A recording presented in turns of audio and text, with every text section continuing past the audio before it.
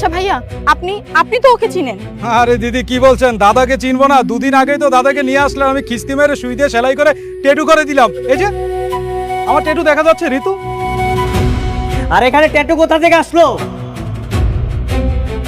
তোকে স্ত্রী হিসেবে মেনে নিচ্ছে নাকি ফাতেমাকে? ফাতেমা? এই ফাতেমাকে গোলাম কানু স্ত্রী? শেহজাদ কি সত্যিই তার বোনের মৃত্যুর বিচার আদায় করতে পারবে? ক্ষমতার তাপটে থাকা অর্থমন্ত্রী কি শেষ পর্যন্ত মাথা নত করতে বাধ্য হবে? আর ফাতেমা কেন হঠাৎ তাদের বিয়ের কাগজ খুঁজতে ছুটে গেল? অন্যদিকে রিশাদ সেই কাগজ নিয়ে কি পরিকল্পনা করছে? সব মিলিয়ে একের পর এক চমকে ভরা ঘটনায় আজকের পর্বকে অন্য মাত্রায় নিয়ে গেছে। পর্বের শুরুতেই দেখা যায় নিজের বোনের মরদেহ নিয়ে শেহজাদ চৌধুরী সরাসরি ব্যাংকে হাজির হয়। ব্যাংকের সবাই ভয়ে আতঙ্কিত হয়ে পড়লেও শেহরে পরিষ্কার জানিয়ে দেয় সে টাকা বদলাতে আসেনি। তার একটাই দাবি, যে প্রতিষ্ঠানের অবহেলার কারণে তার বোনের জীবন শেষ হয়ে গেছে সেই প্রতিষ্ঠানের মালিককে মৃত মেয়ের বাবার সামনে এসে প্রকাশ্যে ক্ষমা চাইতে হবে। ম্যানেজার অনেক বোঝানোর চেষ্টা করলেও শেহজাদ কোনোভাবেই নিজের অবস্থান থেকে সরে আসে না। তখনই জানা যায় ব্যাংকের মালিক বর্তমান অর্থমন্ত্রী জুনাইদ চৌধুরী। ম্যানেজার ফোন করে মন্ত্রীকে সব জানালেও তিনি দম্ভের সঙ্গে জানিয়ে দেন তিনি কারো কাছে ক্ষমা চাইবেন না এবং এই বিষয় নিয়ে আর যেন তাকে বিরক্ত না করা হয়। এদিকে শেহজাদ বুঝে যায় সহজভাবে কিছুই হবে না, তাই প্রথমে সে নিজের বোনের দাফনের ব্যবস্থা করে। কবরের পাশে দাঁড়িয়ে শেহজাদ ও তার বাবা শোকে ভেঙে পড়লেও শেহজাদের চোখে তখন প্রতিশোধের আগুন স্পষ্ট হয়ে ওঠে। অন্যদিকে ফাতেমা কাজীর অফিসে গিয়ে জানতে পারে তাদের বিয়ের রেজিস্ট্রেশনের কাগজ আগের দিনে রিশাদ মির্জা নিয়ে গেছে। এই খবর শুনে সে আরও দুশ্চিন্তায় পড়ে যায়, কারণ রিশাদ কেন সেই কাগজ নিল, তার উদ্দেশ্য কি, কোনো উত্তরই তার কাছে পরিষ্কার নয়।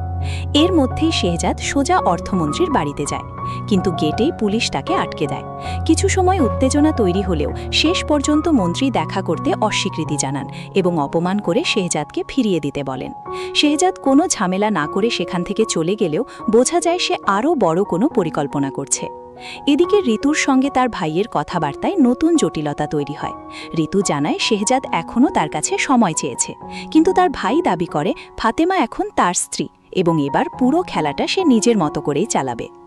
এরপর শেহজাদ তার সবচেয়ে বুদ্ধিদীপ্ত পরিকল্পনা বাস্তবায়ন করে। সে অর্থমন্ত্রীর ছোট ছেলে টুটুলকে নিরাপদে নিজের কাছে নিয়ে আসে। বন্ধুর মতো আচরণ করে টুটুলকে বোঝায় তারা শুধু তার বাবার সঙ্গে একটি মজার প্র্যাঙ্ক করবে। সরল টুটুলও সহজেই রাজি হয়ে যায়। তারপর শেহজাদ ফোন করে অর্থমন্ত্রীকে জানিয়ে দেয় টুটুল এখন তার সঙ্গে আছে। ছেলের কথা শুনেই অর্থমন্ত্রী ভয় পেয়ে যান। শেহজাদ তখন স্পষ্ট করে বলে সে অপকারী নয়, শুধু চায় এবার যেন অর্থমন্ত্রী তার সঙ্গে কথা বলার সময় হয়। কিছুক্ষণ পর শেহজাদ টুটুলকে মন্ত্রীর বাড়িতে পৌঁছে যায়। ছেলেকে নিরাপদে ফিরে পেয়ে অর্থমন্ত্রী স্বস্তি পেলেও এবার তাকে শেহজাদের মুখোমুখি বসতেই হয়। শেহজাদ আবারও একই দাবি জানায়, মৃত মেয়ের বাবার কাছে প্রকাশ্যে ক্ষমা চাইতে হবে। শেষ পর্যন্ত নিজের ছেলেকে ঘিরে তৈরি হওয়া পরিস্থিতি এবং শেহজাদের কৌশলী চাপের সামনে অর্থমন্ত্রী আর অস্বীকার করতে পারেন না।